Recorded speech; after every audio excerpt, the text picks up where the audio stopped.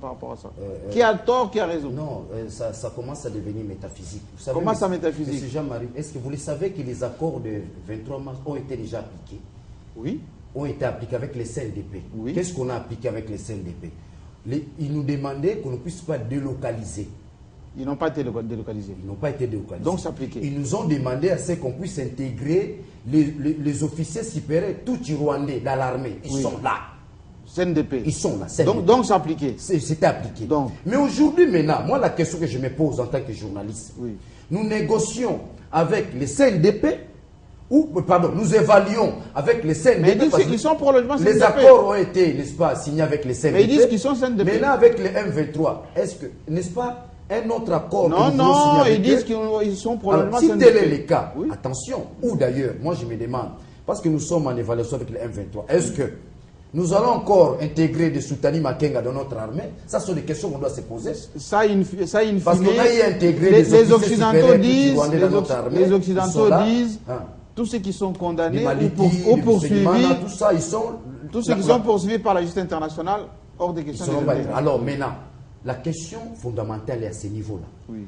Nous allons évaluer avec les M23 par rapport avec les C. Parce que on doit se poser la question. M23 et les CNDP. La différence à quel niveau, M. Jean-Marie? Il n'y a pas de différence. Il n'y a pas de différence. Oui. Donc les CNDP et les M23, c'est la même chose. Or, la RDC a eu à répondre à l'exigence à son temps. C'est-à-dire quoi? Les deux exigences qui sous-tendent, la non-délocalisation, n'est-ce pas, des militaires du CNDP. Donc c'est fait. C'est fait. La deuxième exigence que les CNDP a imposée à notre gouvernement, c'est-à-dire que d'intégrer les officiers supérieurs tout au sein de notre armée. C'est déjà fait. C'est déjà fait, ils sont là dans notre armée. Alors maintenant, moi je me demande combien d'officiers supérieurs tout qui vont encore intégrer notre armée parce qu'ils sont dans les accords. Ça, vous l'avez nous allons intégrer les Soutani Makenga. Il y a encore un aspect très dangereux. Oui. Nous parlons, n'est-ce pas, des régies financières. Oui. Toujours dans les accords, ils ont accepté qu'on intègre les leurs dans les régimes financiers. Ils sont là. Ils ont accepté qu'on intègre les leurs dans les gouvernements, dans la police, dans l'armée. Ils sont là. Maintenant, qu'est-ce qu'il y a encore? Qu'est-ce qu'on entend encore? Je vous fais une révélation. Si aujourd'hui les M23 demandent de cesser le fait, le nom dit c'est quoi? Les M23 voulaient bien gérer les territoires conquis. Voilà. Mais une fois les pauvres gouvernements, le pouvoir en place, acceptent de cesser le fait, c'est la partition. Ça sera automatiquement la balkanisation. Ils vont dire, on est sur le territoire. Donc nous devons continuer, nous négocions, nous faisons la guerre. Si aujourd'hui, l'armée congolaise ou le gouvernement accepte de cesser le fait, ça sera ce qu'on appelle, n'est-ce pas, la belligérance. Non pas seulement de la trahison même, pour l'opinion nationale. Donc d'où la parole de Raymond Tshibanda, pas toucher à la souveraineté. Raymond Tshibanda, c'est un ministre du gouvernement, mais c'est Kabila qui sera pris en sandwich par la population. Le concept qui sous-tend trahison sera cette fois-ci pris en considération. Donc, Raymond Tshibanda a raison. Oui. Il a raison. Jean-Marie, je crois que les gens doivent éviter un piège, à commencer par le président de la République. C'est le piège de l'enlisement de la crise. Oui. Il est déjà pris à ces pièges-là, le président de la République. Ça fait combien d'années qu'il tente de trouver une solution à cette crise? Aujourd'hui, il doit réfléchir autrement. Les pièges de l'enlisement. Et nous allons vers les pièges de l'enlisement. J'entends souvent de Congolais parler de balkanisation. J'ai toujours dit que j'y crois pas beaucoup. Parce que ils cherchent la belligérance, avoir des postes. Je suis en train d'avancer, Jean-Marie. Oui. Nous avons travaillé nous-mêmes à détruire notre armée, nos services de renseignement. Nous avons été un État puissant dans cette région qui a joué un rôle primordial. À l'époque, nous ne parlions pas balkanisation. Nous ne parlions pas balkanisation. Et là, aujourd'hui, comme nous avons détruit notre pays et que les voisins développent, nourrissent des visées contre nous, on crie à la balkanisation. En fait, nous ne parlons pas de notre responsabilité. Nous ne parlons pas de notre responsabilité, mais j'avance sur cette question spécifique de la crise. Oui. Je crois que le pouvoir de Kinshasa est en train de faire fausse route. Le pouvoir de Kinshasa est en train de miser sur la force neutre qui va être mise en place en pensant que c'est... pourquoi? Je suis en train de terminer mon analyse. Si la force neutre, c'est pour stabiliser les frontières. Je suis en train d'avancer, Jean-Marie. Je suis en train d'avancer parce que le problème, c'est lequel? Avons-nous le moyen militaire de mettre fin à la guerre? Nous l'avons reconnu aujourd'hui. Mais si la SADC... Je suis en train d'avancer, Jean-Marie, mais c'est ce que j'ai dit. Tu m'empêches. Il a beaucoup parlé. Je vous en prie, allez-y. Quand il a fallu conseiller le président de la République, laissez-moi donner mon analyse. Il n'a pas ses ambitions. Ok, d'accord. Alors, j'ai dit si, mais c'est cela, les pièges dans lesquels le président de la République est en train de s'enfermer, de penser que la force neutre pourra venir apporter une solution militaire à la crise. On ne se pose pas les questions fondamentales. La force neutre va durer combien de temps? Combien de temps faudra-t-il à cette force neutre dans le cas où elle aura pour mission d'anéantir le M23? Tout à fait. Elle va anéantir le M23 seulement, ou il faudra qu'elle anéantisse aussi le FDLR. Et quand elle se sera retirée, Artémis est venu ici, en province orientale, est-ce que le problème a été réglé? Artémis est parti, et les problèmes sont restés entiers. Donc ça signifie qu'un jour, si c'est... Jean-Marie, je suis en train de développer une réflexion, et que j'estime d'ailleurs fondamentale, parce que j'ai l'impression que les stratégies du pouvoir ne se posent pas ces questions-là. Aujourd'hui, le calcul, la SADC, la force neutre. Est-ce qu'on se pose ces questions fondamentales? Si cette force devra durer une année, qui dit qu'après les retraits de cette force, la solution politique et diplomatique n'étant pas trouvée, qu'on retombe dans la crise? C'est comme ça que je crains beaucoup les pièges de l'enlisement.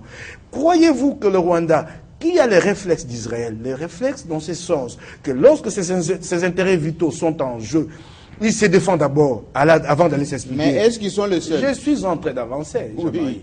Il se défend d'abord avant d'aller s'expliquer aux Nations Unies. Croyez-vous que le Rwanda acceptera l'anéantissement du M23? Quelle solution avez-nous, nous, prévu dans le cas où le Rwanda décide de se battre chez nous? Parce que c'est que le genre... Il se bat déjà? Non, Jean-Marie, ça va prendre une autre dimension en ce moment-là. Il faut y réfléchir, Jean-Marie, ça prend une autre dimension. Oui. Parce que dans tous ces cas de figure, les gens ne se disent pas que la guerre, si elle a lieu un jour... Mais ceux qui vous suivent, ceux qui nous suivent, non, je ne vous coupe pas, ceux qui nous suivent vous posent la question, mais que propose Mike alors? Non, Jean-Marie, je suis en train d'avancer, Jean-Marie. Oui. Les gens, dans tous les cas de figure, ne se posent pas une question. Toutes ces guerres, parce qu'en fait, on est en train d'envisager la guerre, la vraie guerre maintenant, apparemment. Mais on ne se dit pas que ça va se dérouler au Congo. Nous allons perdre des infrastructures, nous allons perdre énormément de Congolais. Et quand nous réfléchissons, nous prenons l'exemple de l'Occident qui s'est enlisé en Afghanistan avec tous les moyens militaires. Alors on fait quoi? On laisse les Rwandais chez nous? Jean-Marie, je suis en train d'avancer. Oui. Nous l'avons dit depuis le début et nous maintenons notre position. Oui. L'option, elle est politique, elle est diplomatique. Oui, c'est-à-dire? Mais il faut négocier avec le M23. Il faut négocier avec le M23. Mais négocier pourquoi?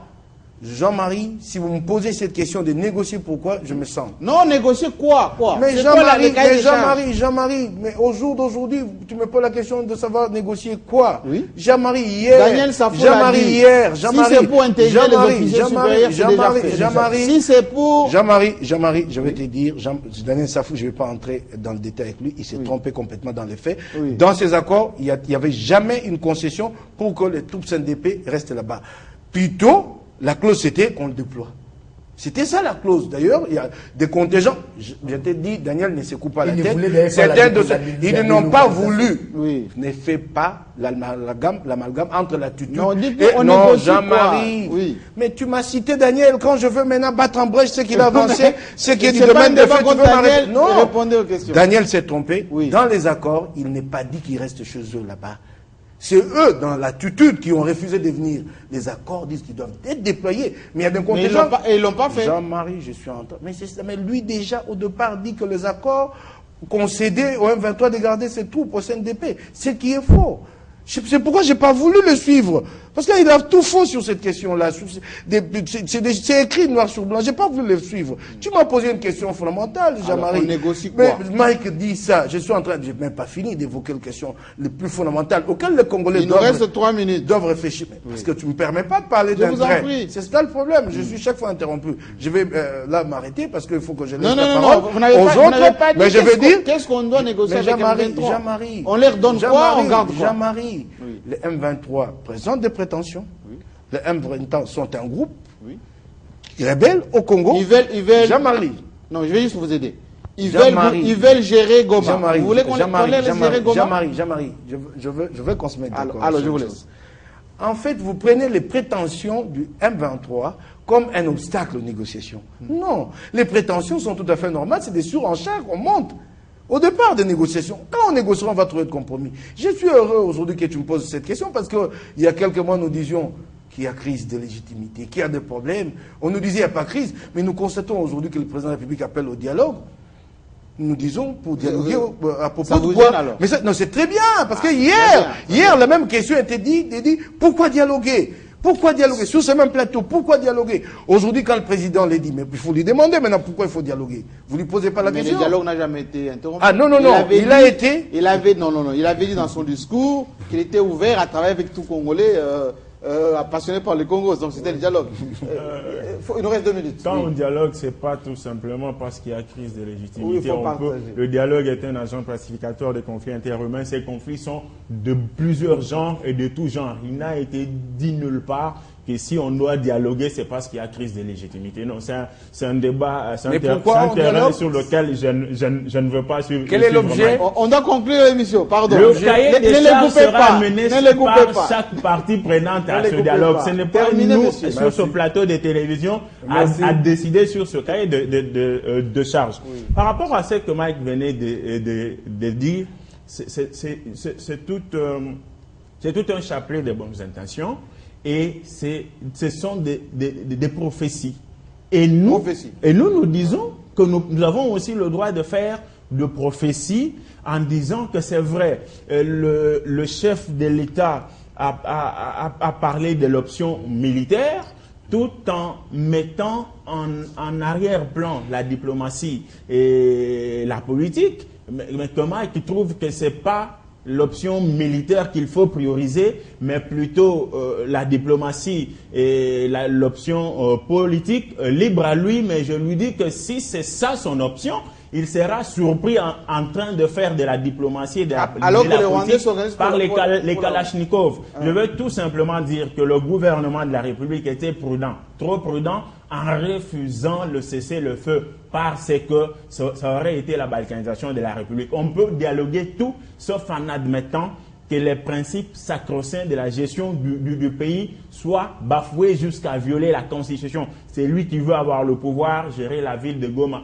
N'a qu'à poser la question à la Constitution. Qu'est-ce qu'elle dit par rapport à l'accession au pouvoir, par rapport à... C'est la territoriale d'ailleurs. Voilà. Merci beaucoup. Oui, il faut qu'on termine. Oui, juste je chute en disant que le chef de l'État dit toute tentative sera suicidaire. Oui, toute nouvelle tentative. Agresser le Congo, quand on aura organisé l'armée, sera suicidaire. Alors, je termine. Oui. Je dis ceci. Déployer beaucoup d'argent pour la force neutre, c'est bien beau. Mais pourquoi ne pas concentrer les forces qui sont dans le pays? Mais pour le moment, la force neutre viendra de partenaires, pas du Congo seul. Hein? Tout à fait. Absolument. Le peu d'argent qu'on peut, pourquoi ne pas C'est pas nous qui dépensons, c'est les pays prêts, les pays amis qui viendront. Tout à fait, mais pourquoi ne pas prendre les intelligences que nous avons? Plusieurs généraux sont ici.